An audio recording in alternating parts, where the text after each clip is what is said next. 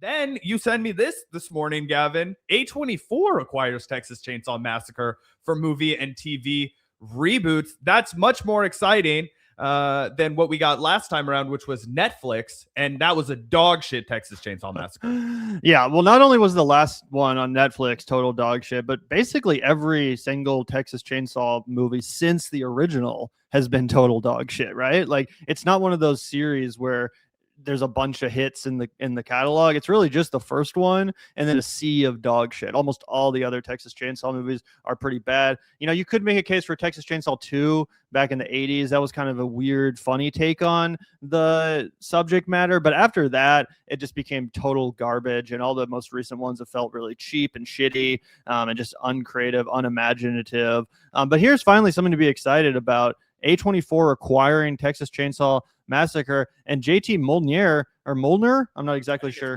Mollner directing. He made the movie Strange Darling a couple years ago, which I really liked. I thought it was a fantastic horror movie, one of the best of 2023, I think it was.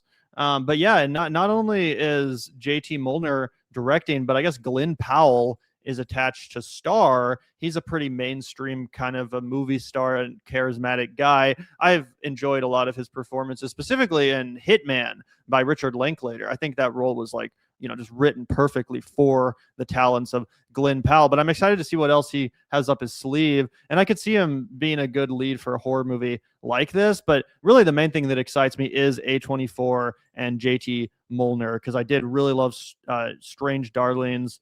And yeah, this is just exciting because, you know, people always talk about sequel fatigue and reboot fatigue and like, oh, they just keep making the same thing over and over again. And like, really, we're doing another Texas Chainsaw. We're doing another this. We're doing another that. I get it. But I also do think that when it comes to some specific series, I'm actually okay with them just going on for infinity, them never ending, right? You think about like the James Bond series, for example. I think most people can agree. It's like, it's not a bad thing that we get a new James Bond movie every generation or a new James Bond franchise. Same thing with like the Godzilla movies. There's like over 30 Godzilla movies. I love seeing a new Godzilla movie. I love seeing that series continually reinvented. And I think that really does apply to most of the kind of slasher horror franchises, you know, Halloween, Nightmare on Elm Street, Texas Chainsaw Massacre, even something like Saw. I'm okay with these series just going on forever. They're really good models for storytelling in that genre. And I don't see any reason why they can't get reinvented with every generation with a fresh new spin to reflect the era, to reflect the zeitgeist, as horror does so well. So I put that in that category. It's like, even when they are shitty, I don't mind there being a new Texas Chainsaw to look forward to or a new Nightmare on Elm Street to look forward to. It just feels like a tradition, you know. Eventually there's going to be another one. Eventually it's going to get reborn in some shape. So I'm actually super excited that Texas Chainsaw is getting that treatment, and seemingly it's going to be handled well by creatives that actually are passionate about it and know what they're doing. Yeah, I think that's the most exciting change. I also saw Strange Darling. I liked it a lot. And what I particularly liked about it, as this a person Rodney Lopez points out here, Strange Darling was shot on old school film. I hope they do it with this film. That was one of the best parts about Strange Darling. It has an awesome plot twist about halfway through that makes it even more exciting and memorable to me as well. But the fact that it was shot on film, it looked great, makes me really excited to see that this is the guy helming the Texas Chainsaw Massacre, because as we pointed out, and Brady Corbet even mentioned, it's a definitive 70s movie. It looks like the 1970s. When you watch them in the back of the van, when they're just driving through the countryside, everything about it, it's so 1970s. It's very like post like Vietnam, or like, you know, I guess, I don't know if Vietnam was technically over, but it feels like it's, you know, very much Vietnam. Yeah, sure. Very much a product of that zeitgeist, which again, as I was saying, is something that's great about horror. Even though Texas Chainsaw isn't like directly about that, you get that zeitgeist, you get it, that atmosphere, you know. That's why you could really update it successfully and talk about some of the stuff going on now. Oh yeah, 100%. Atmosphere, I think, is the most important element of horror, and that's why it does translate, right? Because I think you could use the sheen, right? The way that we imagine the 1970s looking, because of the fact that that's how celluloid film looked in the 70s, right? You could have that atmosphere overlaid against something that is more modern. And to your point about Glen Powell needs a hit, baby. Glen Powell needs something that's going to jolt him back to being a moneymaker, because I also loved him in Hitman. It took me a while to watch Hitman. I was like, this doesn't seem like that much of a Linklater movie to me. It does. What, you mean things happen, like action sequences? That's not what I go to my man Ricky for. But I actually did really enjoy it. I thought it was snappy, fun. I thought Glen Powell was very charismatic and did a great job in the lead. I've also said many times on the show, I'm a big fan of Top Gun Maverick. Don't kill me. I know it was American government propaganda, but Glen Powell was really, really good in it. Didn't love him as much in The Running Man. Thought The Running Man was weak. Not that he didn't bring his charisma and charm to it, but it wasn't anything exceptional. And I think it was a really poor script, bad direction, all that jazz. He has the other film coming out this year, How to Make a Killing. Who knows how that will do? I didn't think it looked particularly great. Gavin and I will probably go see it anyways, but this is the kind of thing that I could imagine. Okay, Glen Powell, you've had a couple of flops at the big box office. Let's go get you out on A24, make the film bros love you, and then we'll try you again with some big IP, $100 million project, because he can lead $100 million project. I think he has what it takes to be a standalone leading man in a box office success. I just don't think The Running Man was the one for him. Yeah, and honestly, as you kind of mentioned, there were so many issues with The Running Man. It wasn't really Glen Powell's fault. I think he is a charismatic actor. I think with a better script, he could have done something more interesting with that role, but he just didn't have much to work with. It was such a shitty, it felt like it was an AI-generated script, which is crazy given that it was an Edgar Wright film.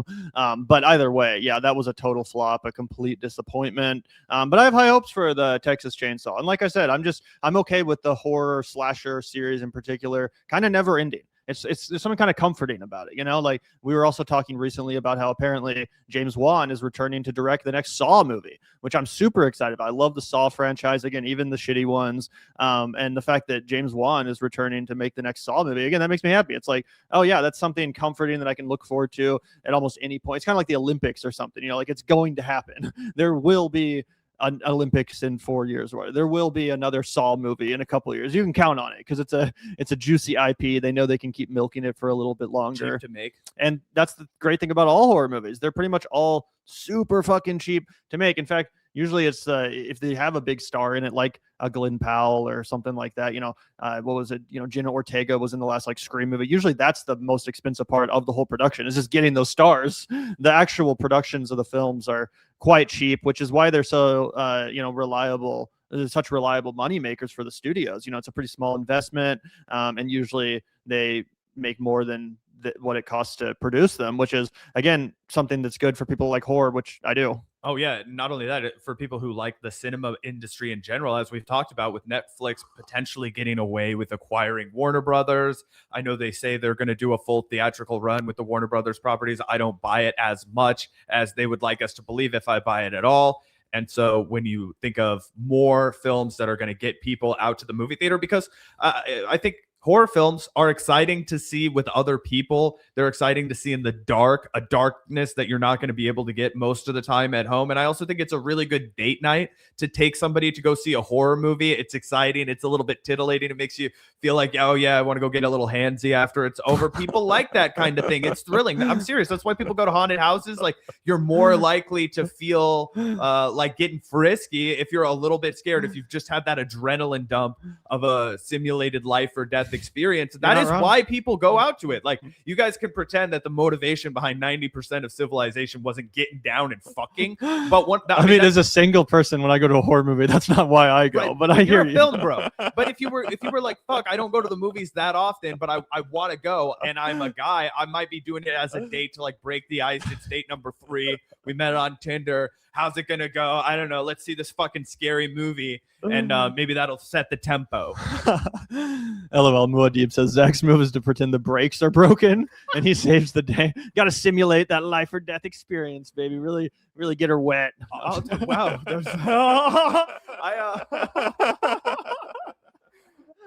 This is going off the rails. Sorry. So another, last thing I wanted to add about the Texas Chainsaw Massacre, more of a question really, is it understood? I didn't read that full Jordan Rumi article. Is it understood that Glen Powell is to be playing Leatherface, or will he be one of the people who go, one of the lambs for slaughter, if you will? I would be shocked if he plays Leatherface, but to be honest, I hadn't really thought about it. I guess just because he has such a conventionally attractive male face, it would almost seem like a bizarre decision to cast him as a guy like Leatherface. You just have to cover up with a mask. Right. It's like at that point, I'm not. I didn't think about that. I didn't even consider him being Leatherface. So I don't think he will be. Yeah. I doubt it. It does seem like a waste of money, though. It's like, unless Leatherface is going to not have a leather face, unless it's going to be like a weird thing where you could tell it's Glen Powell, which I wouldn't like. I want Leatherface to have a leather face that looks scary as fuck and looks like it was made stitched together of other people's skin. Yeah. But so you're probably right. Maybe he's the main guy, like the leader of the group. That'd be a funny twist, though. At the end of the movie, Leatherface takes off his leather face and it's just an absolute Chad. Mogging all of the people he's killed. Leatherface mogs the competition. Instead of killing the teens, he mogs them to death.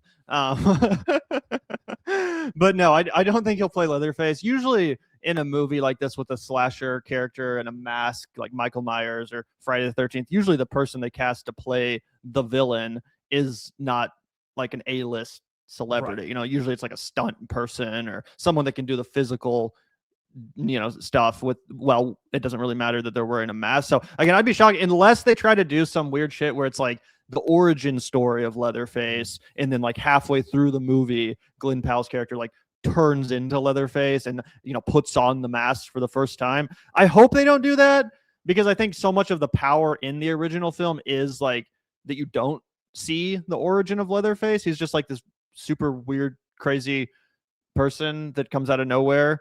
And his origin is kind of a mystery. You don't really know what's going on. You don't know if it's an insane person or someone who's like evil. Like it's kind of ambiguous, which is one of the best things about the original movie, which is such a masterpiece. Also, they have tried to do Leatherface origin stories. I remember one of them, I think, was called Leatherface, and it was like, it starts off where he's like a kid and he's like getting bullied, kind of like in the Michael Myers, like the Rob Zombie Michael Myers. Like the Rob Zombie one because of the brutal scene where the kid gets beat to death with the stick, and it's the kid from Spy Kids, and he's like, it gets beat to death with a fucking stick. But outside of that, right. And I like that scene too. But even with that, it was like, do you really need to show like the origin story of Michael Myers? Like, oh, poor Michael, he got beat by his like dad or something, and that's why he became evil. Like, it just seemed like a canned explanation, or just like kind of cliche explanation, like, oh, people that are abused as children become monsters or whatever. Where again, if you look at the original Halloween, so much of what makes it great